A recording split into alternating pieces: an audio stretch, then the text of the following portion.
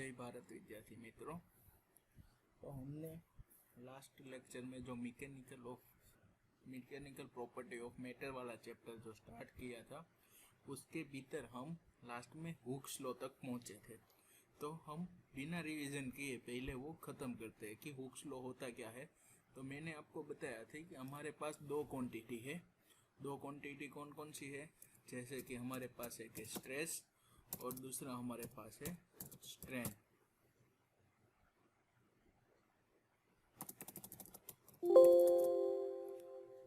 Stress and दूसरा है strain. मान लो कि हमारे पास दो क्वांटिटी है, स्ट्रेस और स्ट्रेन।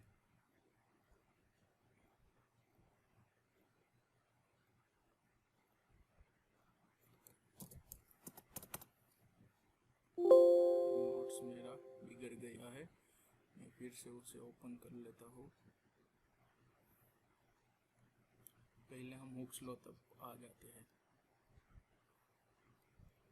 तो हमारे पास कौन सी दो क्वांटिटी है? सबसे पहले है स्ट्रेस, जो आपको पता है कि स्ट्रेस क्या है, उसे हम सिग्मा कहते हैं।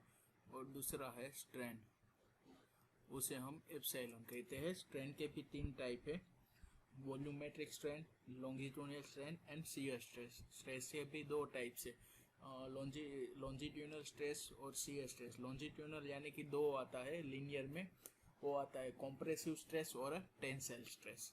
तो यहाँ तक हमें पता है।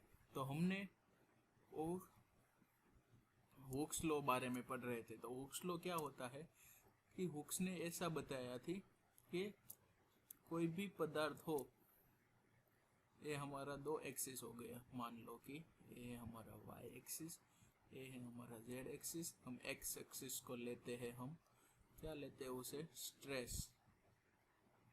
और इधर हम लेते हैं स्ट्रेन, यानी कि एप्सिलॉन एंड सिग्मा। तो हुक्स ने ऐसा बताया थी कि कोई भी पदार्थ है, उसकी एक इलास्टिसिटी वाली प्रॉपर्टी है। तो उसमें क्या होता है कि कोई भी पदार्थ का जो स्ट्रेस है वो लीनियरली और डायरेक्टली प्रोपोर्शनल टू क्या होता है? स्ट्रेन होता है। यहाँ तक बताया था। लेकिन कहाँ तक ऐसा होता है कि पदार्थ की अपनी जो इलास्टिक लिमिट है, इलास्टिक लिमिट क्या है वो अब आपको पता रहना चाहिए। मैंने आपको 3 बार पढ़ाया है, फिर भी हमें चैप्टर के एंड में एक बार देख लेंगे। तो कोई भी पदार्थ है, उसकी इलास्टिक लिमिट जो है, वहां तक स्ट्रेस और स्ट्रेन क्या होता है? ऐसा लिनियरली वेरी करता है। कहाँ कर कि यहाँ पे उसकी क्या हो गई? Elastic limit. तो ये बोला था हुक्स नाम के साइंटिस्ट ने, और उसे हम कहते हैं Hooke's law. Again, in the range of the elastic limit, the stress of any body is directly proportional to strain is called the Hooke's law. ये जो है अल्फा, वो अल्फा नहीं है, वो प्रोपोर्शनलिटी का प्रोपोर्शनलिटी डिनोट करता है। जैसे इक्वल टू होता है तो ऐसा हम ड्रॉ करते हैं। अब हमें एक बात बोलनी है कि हमको हुक्स लॉ तो पता चल गया कि इलास्टिक लिमिट का जैसा स्ट्रेस बढ़ता है वैसे वैसे स्ट्रेस बढ़ता है। तो ये हमारा हो गया लिमिट वाला इक्वेशन। अब हमें पता है कि ये प्रोपोर्शनलिटी कांस्टेंट है, वो हमें चाहिए नहीं। तो उसके जगह हम क्या बोलते हैं? इक्वल टू लाना है। तो इक्वल टू कब आएगा? वो प्रोपोर्शनलिटी बोलेगा कि मैं तो चला तो जाऊंगा, लेकिन मैं अपने साथ में चला जाऊंगा, लेकिन मैं मेरा बच्चा छोड़ के जाऊंगा। तो ओके, आप इलेक्ट्रिसिटी ले लो, लेकिन मेरा बच्चा जो है वो है ई, ए है एप्सिलॉन और ए है सिग्मा। तो फिर ऐसा इक्वेशन बन गया। सिग्मा यानी कि स्ट्रेस इज इक्वल टू कोई कांस्टेंट और एप्सिलॉन। तो एक जो कांस्टेंट है, इसे हम बोलते हैं modulus, modulus of elasticity, modulus of elasticity. तो ये जो हमारा कांस्टेंट हुआ, उसे बोलते हैं हम मॉड्यूलस ऑफ इलास्टिसिटी। और उसकी वैल्यू हम कैसे फाइंड करेंगे? तो E is equal to sigma upon epsilon, यानी कि स्ट्रेस और स्ट्रेन का जो डिविडेंड मिलता है, जो डिवीजन हमें मिलता है, उसे हम बोलते हैं मॉड्यूलस ऑफ द इलास्टिसिटी और यंग मॉड्यूलस, दोनों का नाम सेम ही है। तो यहाँ तक हमने हुक्स लॉ में पढ़ा। अब मैं आपको अपना हुक्स लॉ जो है वो पढ़ के बताता हूँ। Within the limit of the elasticity the stress is proportional to the strain, यानी कि स्ट्रेस प्रोपोर्शनल टू स्ट्रेन, और स्ट्रेस और strain is equal to E. ए हो गया हमारा equation, stress is equal to E multiplied by strain, where E is the modulus of the elasticity of the material of any body। तो यहाँ तक आपको पता चल गया हुक्स लॉ का प्रॉपर, इसका कोई काम नहीं है, इसे मैं मिटा देता हूँ। ये हो गया हमारा equation. Within the elasticity limit, the stress is proportional to strain and strain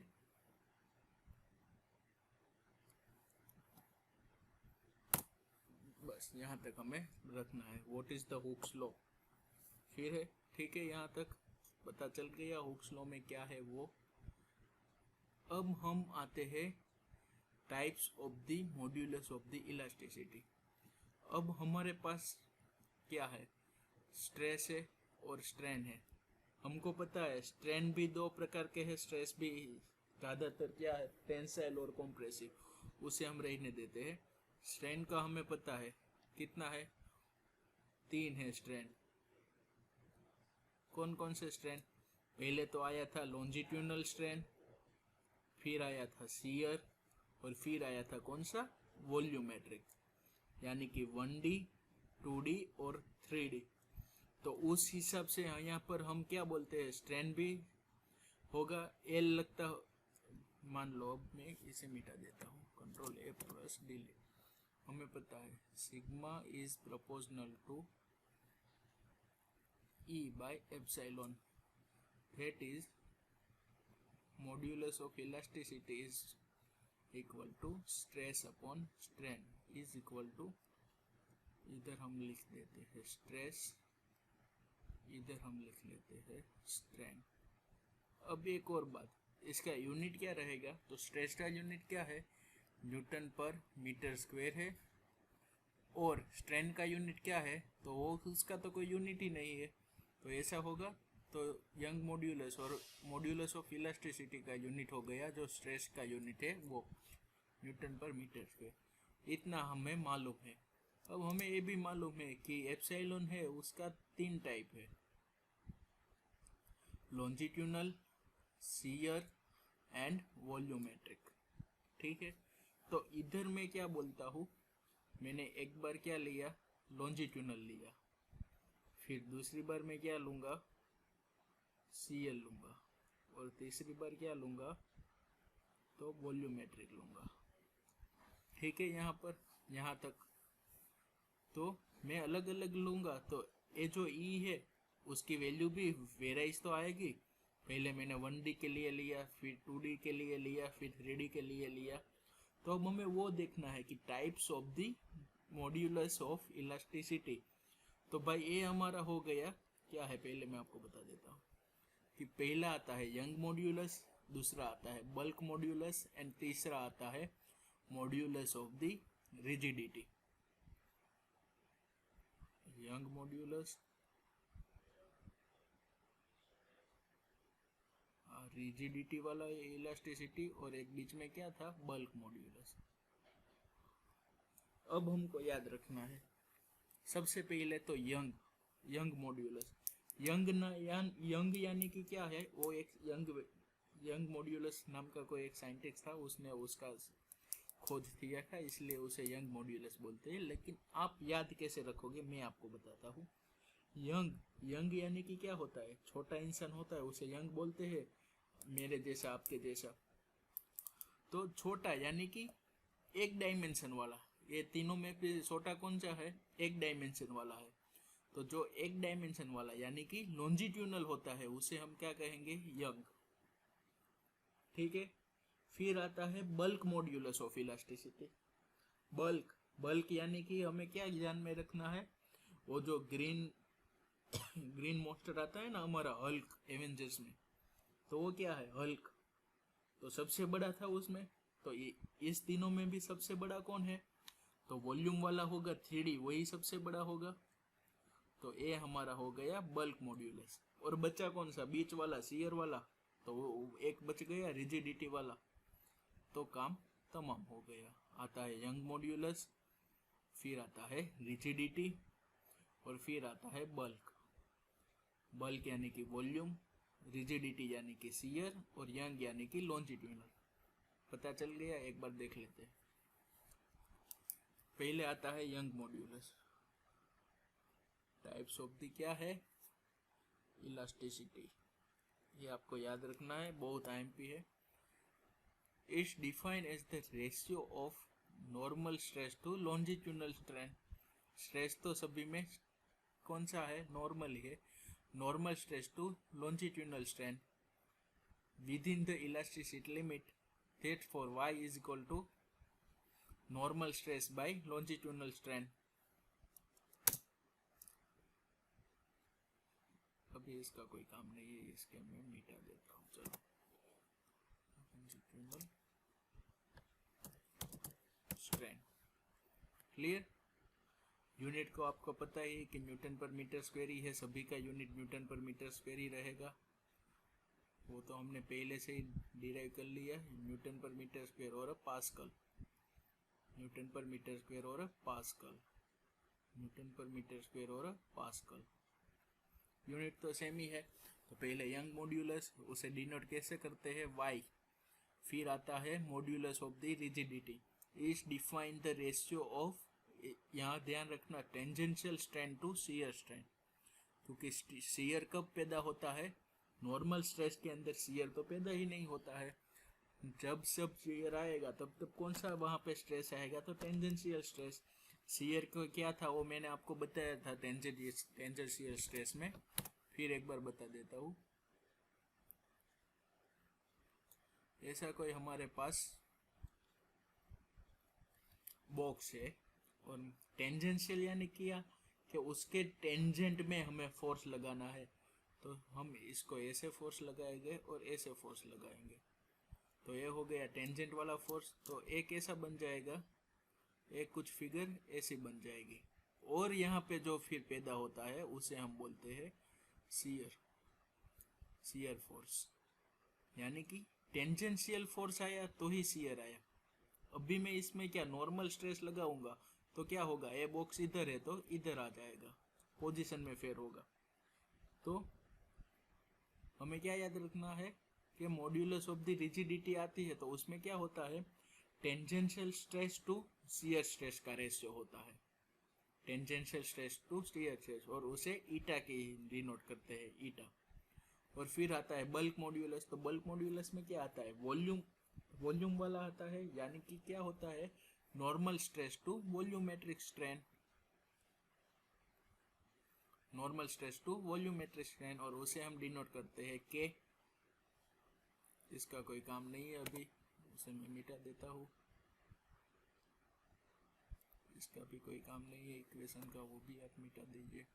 ठीक है, ये आया types of the modulus elasticity. फिर से एक बार कौन कौन से है, सबसे पहले आते हैं यंग मॉड्यूलस। पहले तो टाइप्स के नाम याद रख लीजिए, young modulus, bulk modulus and elasticity of the rigidity, और modulus of the rigidity.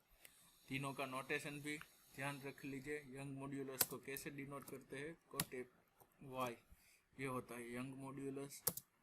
Bulk modulus को हम बोलते हैं के, और इसे हम बोलते हैं ईटा। तो यंग मॉड्यूलस मैंने आपको बताया, यंग यानी क्या होता है, छोटा वाला। तो हमारे पास स्ट्रेन तो 3 प्रकार के स्ट्रेन है, लॉन्जिट्यूडनल, फिर शियर, फिर बल्क। तो सबसे छोटा वाला यंग, यानी तो यंग मॉड्यूलस में क्या आएगा, नॉर्मल स्ट्रेस के अपॉन लॉन्जिट्यूडनल स्ट्रेन। फिर बात आता है हल्क यानी कि बल्क, और हल्क कौन सा है, सबसे बड़ा। तो सबसे बड़ा कौन सा है हमारा, वॉल्यूमेट्रिक स्ट्रेन। तो normal strain to volumetric strain, वो हो जाता है हमारा बल्क मॉड्यूलस। और फिर बाद में क्या आता है, एक ही बच गया हमारा, मॉड्यूलस ऑफ द रिजिडिटी। तो वो क्या हो गया फिर, मॉड्यूलस ऑफ रिजिडिटी, यानी कि कौन सा स्ट्रेस आएगा अब, शियर स्ट्रेस आएगा। तो शियर स्ट्रेस आ गया तो फिर उसके ऊपर फोर्स कौन सा आएगा, टेंजेंशियल, और अ शियर स्ट्रेस और अ टेंजेंशियल स्ट्रेस, यानी कि नॉर्मल स्ट्रेस में तो शियर पैदा नहीं होता है। वो आ गया हमारा bulk modulus, modulus of rigidity and young modulus. एक बार आप देख लो ध्यान से।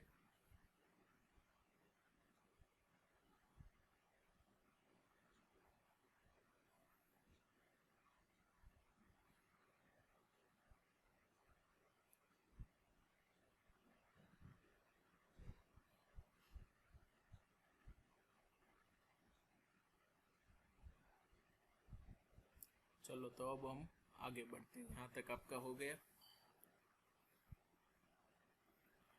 अब बात आती है कॉम्प्रेसिबिलिटी। कॉम्प्रेसिबिलिटी जैसा नाम है वैसा ही काम है। कॉम्प्रेस, कॉम्प्रेस यानी कि हम क्या करते हैं, किसी चीज को दबाते हैं, चारों ओर से उसे दबा देते हैं, तो उसे बोलते हैं कॉम्प्रेस। तो दबा, जो कोई भी चीज दब जाती है उसकी जो दब जाने की प्रॉपर्टी है उसे हम क्या बोलते हैं, कॉम्प्रेसिबिलिटी।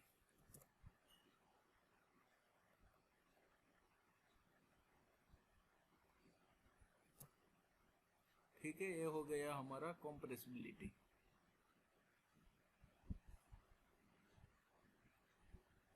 अब बात करते हैं कॉम्प्रेसिबिलिटी क्या है। The compressibility of the material is the reciprocal of the bulk modulus of the elasticity. अब हम बात करते हैं कॉम्प्रेसिबिलिटी। कहाँ पे गई हमारी स्केच बुक, इसे मैं मिटा देता हूँ।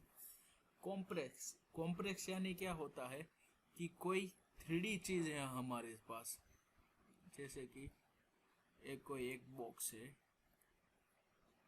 उसको हम क्या करते हैं, ऐसा 3D बना देते हैं, यानी कि दिखने में अच्छा लगे और आपको समझने में भी अच्छा लगे। ये एक बॉक्स है हमारे पास, उसको मैंने चारों ओर से दबाया, चलो मैं दबा भी देता हूँ उसे।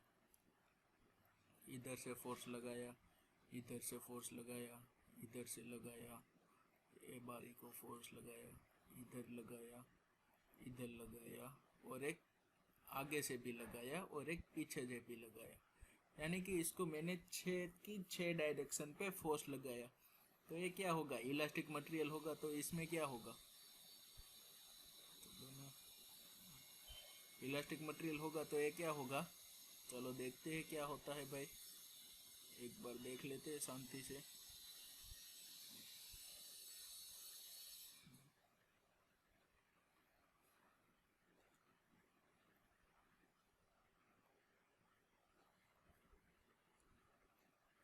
ऐसा कुछ हो जाएगा छोटा छोटा, तो ये क्या हो गया, इसे हम बोलते हैं कॉम्प्रेस हो गया, मीन्स के छोटा हो गया, दब गया, इसमें से ऐसा हो गया, हमने फोर्स लगाया 6 डायरेक्शन से, तो इसे हम बोलते हैं कॉम्प्रेसिबिलिटी। कॉम्प्रेसिबिलिटी पता तो चल गई, लेकिन हमें इसकी इक्वेशन भी चाहिए। तो अब आपको मैं बताता हूँ, हमारे पास 3 मॉड्यूलस है। एक तो है यंग मॉड्यूलस, दूसरा है मॉड्यूलस ऑफ रिजिडिटी, और तीसरा है बल्क मॉड्यूलस। नोटेशन आपको याद है, नहीं है तो एक बार देख लेते हैं। यंग मॉड्यूलस यानी y, बल्क मॉड्यूलस यानी k, और मॉड्यूलस ऑफ रिजिडिटी यानी कि n। तो हमारे पास 3 मॉड्यूलस यहाँ पे है। अब यंग मॉड्यूलस, तो यंग मॉड्यूलस किसके रिलेटेड है, 1D एलिमेंट के लिए है। शियर मॉड्यूलस है वो तो 2D एलिमेंट के लिए है। और हमारा आ गया बल्क मॉड्यूलस, वो किसके लिए है, 3D के लिए है। समझ रहे हो ना आप, मैं कहाँ तक आपको ले जाना चाहता हूँ। तो 3D के लिए कौन सा है हमारा, K वाला। तो हमें कॉम्प्रेसिबिलिटी में 3 में से कौन यूज कर सकते हैं, कॉम्प्रेस हुआ तीनों साइड से हुआ 3 डायमेंशन में, तो हम कौन सा यूज कर सकते हैं इसमें,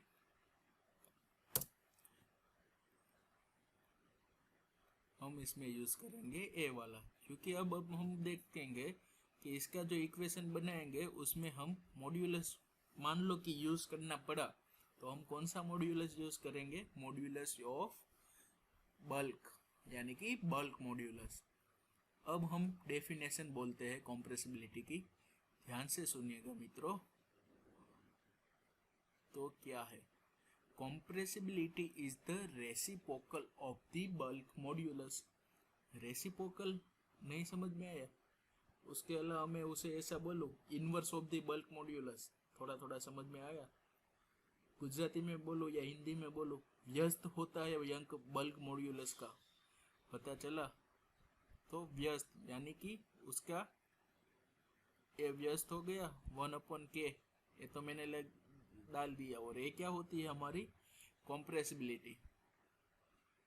देखो इधर, compressibility is the material is the reciprocal of the bulk modulus. अब बल्क मॉड्यूलस ही क्यों लिया वो आपको पता रहना चाहिए। मैंने आपको समझाया कि बल्क मॉड्यूलस क्यों लिया, क्योंकि जो कॉम्प्रेस होता है वो तो तीनों डायमेंशन से होता है।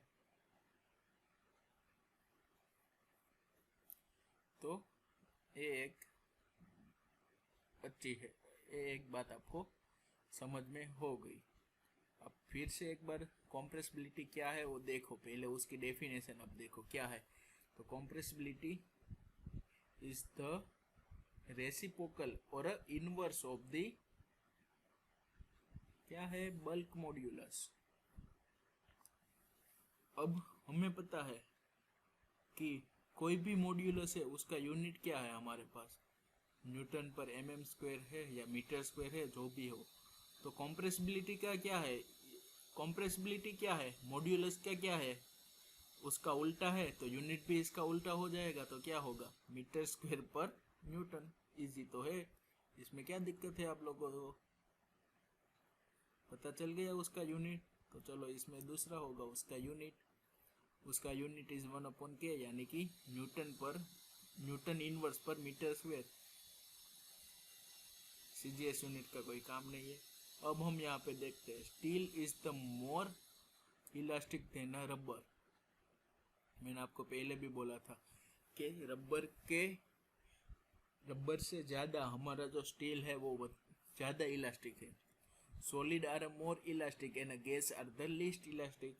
जैसे जैसे हम सॉलिड्स के गैस तरफ जाएंगे स्टेट के अंदर, वैसे उसकी इलास्टिसिटी जो है वो कम हो जाएगी।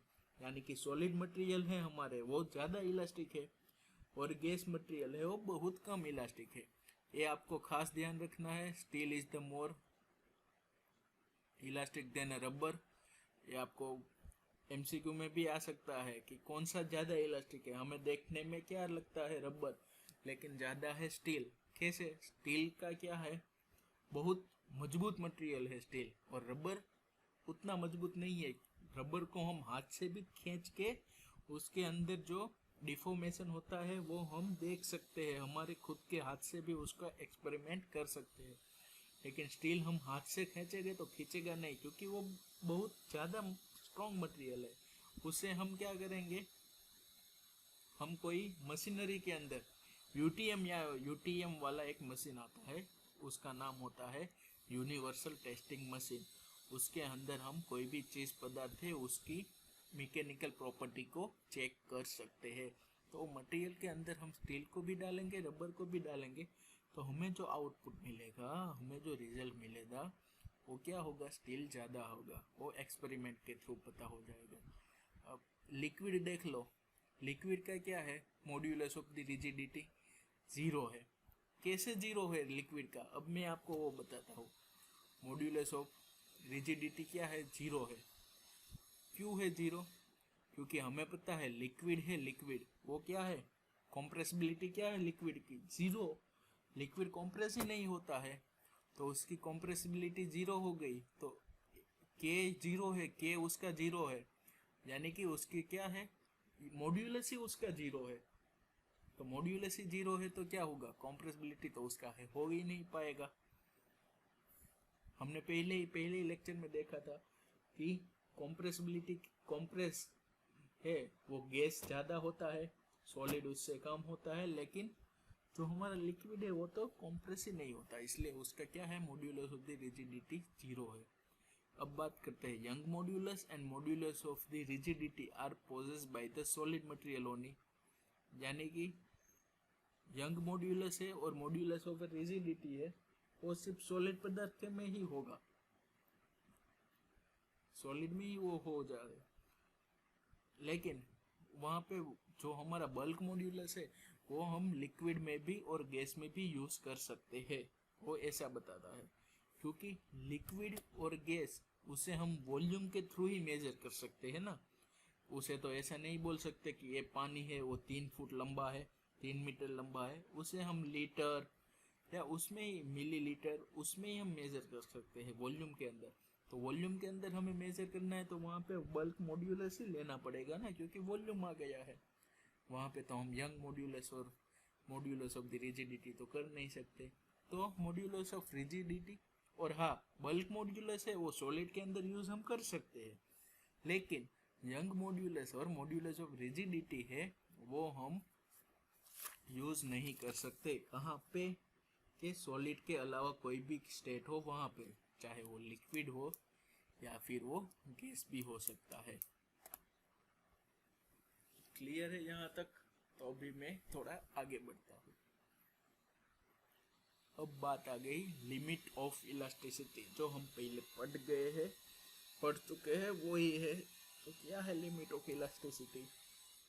आपको तुरंत लाइट तो हो जानी चाहिए कि इलास्टिसिटी क्या है। पहले तो कि हम कोई भी पदार्थ को डिफॉर्म करते हैं, फिर डिफॉर्मेशन फोर्स हम रिलीज करते हैं, तो क्या होता है जो अपने पहले स्थान में थी वैसे आ जाती है। इसे प्रॉपर्टी को हम इलास्टिसिटी बोलते हैं। अब उसमें limit of the elasticity, limit of elasticity Hooke's law का पहला ही वर्ड है, in the range of the elasticity limit. तो ये क्या हो गया कि ऐसा जरूरी तो नहीं है ना कि हम पदार्थ को बहुत खींचा, मान लो कि हीरा बाग से कतारगाम तक खींचा रबर को, तो खींचता ही चला जाएगा, और चलो चला भी गया खींच भी गया, तो उसे वहां पे फिर से छोड़ेंगे तो जो छोटा सी रिंग थी वैसे ही बन जाएगी। ऐसा जरूरी तो नहीं है ना। कोई भी पदार्थ है उसकी फट जाती है कभी कभी, तो वो जो फट जाती है उसे ही हम बोलते हैं इलास्टिसिटी। ये लिमिट कि वो बाय बस वो वहां तक ही इलास्टिक होगा, बाद में वो टूट भी सकता है, या फिर वो उसका जो वॉल्यूम है उसका जो लेंथ है उसमें बदलाव भी आ सकता है, यानी कि वहां तक ही इलास्टिक है ऐसा वो रहेगा। उसके कोई लिमिट के बाहर डालेंगे तो वो फिर इलास्टिक रहेगा नहीं, तो उसे बोलते हैं हम limit of the elasticity. Definition: the maximum value of the deforming force for which elasticity is the present in the body is called the limit of the elasticity. समझ गए आप?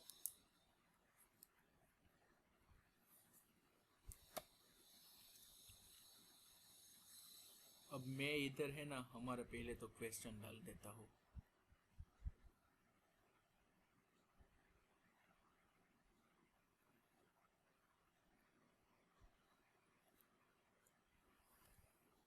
सबसे पहला क्वेश्चन हमारा है टाइप्स ऑफ इलास्टिसिटी। कौन सा है ये वाला क्वेश्चन? इसे मैं कॉपी पेस्ट कर देता हूँ ना, लिखने की कोई जरूरत ही नहीं। ये हो गया हमारा पहला क्वेश्चन।